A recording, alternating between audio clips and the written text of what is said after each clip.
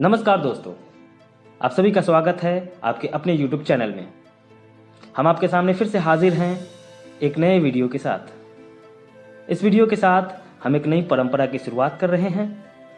इस सेगमेंट में हम बात करेंगे बिहार तथा भारत के उन तमाम तीज और त्योहारों की जो समय के काल चक्र में तथा आज के परिवेश में कहीं धूमिल हो रहा है। तो चलिए शुरू करते हैं आज का विशेष कार्यक्रम। इस सेगमेंट में हम बात करेंगे सामा चकेवा की। बिहार के स्थानीय इलाकों में रक्षाबंधन, भाई दूज तथा गोवर्धन पूजा के अलावा सामा चकेवा भी एक ऐसा त्योहार है जो भाई बहन के बीच असीम प्रेम को दर्शाता है। बिहार तथा खासकर मिथिला के क्षेत्रों में इस त्योहार को बड़ी धूमधाम से खेल खेल में मनाया जाता है। सामा चकेवा महापर्व छठ के खरना दिन से प्रारंभ होता है, जो कि लगातार 8 दिन चलने के बाद समाप्त होता है। मिथिला तथा बिहार में भाई बहन के प्रेम का त्योहार सामा चकेवा मनाने की परंपरा द्वापर युग से चली आ रही है। श्यामा या यूं कहे तो सामा भगवान श्री कृष्ण की बेटी थी।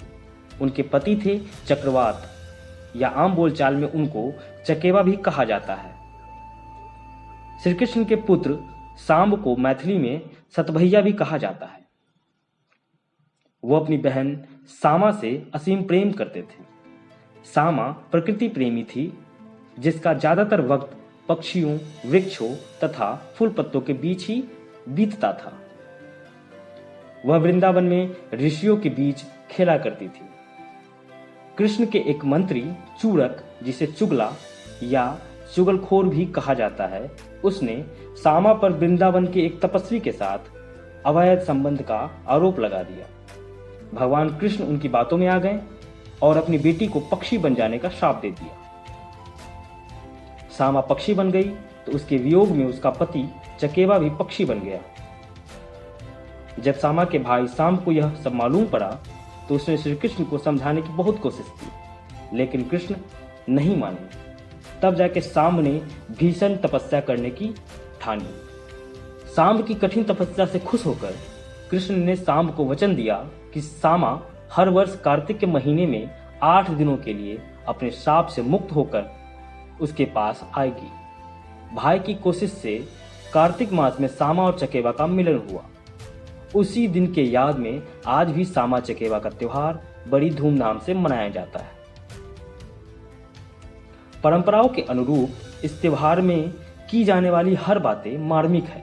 जैसे बहनें चुगलखोर चुगला की दाढ़ी में आग लगा देती है और भाइयों से कहती है कि मिट्टी की बनी चिड़ियों को तोड़ दे, ताकि सामा चकेवा के साथ साथ शापित ऋषि भी शाप से मुक्त होकर अपने मानव रूप में आ सके।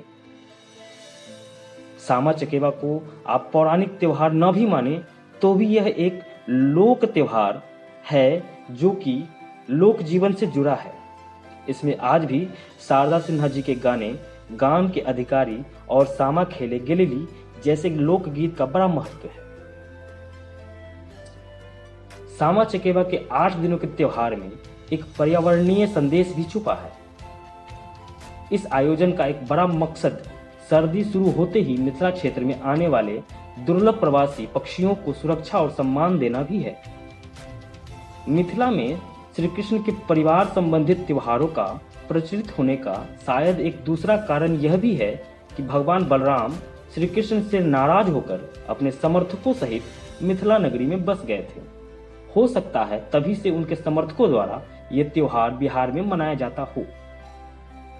बलराम का गदा अखाड़ा इस बात का प्रमाण है, जो कि मिथिला में स्थित है। इसके साथ साथ दुर्योधन ने बलराम से गदा युद्ध की शिक्षा भी मिथिला में ही प्राप्त की। बाद में कृष्ण नरकासुर युद्ध से लौटते वक्त अपने भाई बलराम को मनाकर ले गए थे, लेकिन कृष्ण और बलराम से जुड़ी कथाएं यहीं की बनकर रह गई, जिसे हम सामा चकेवा के रूप में जानते हैं।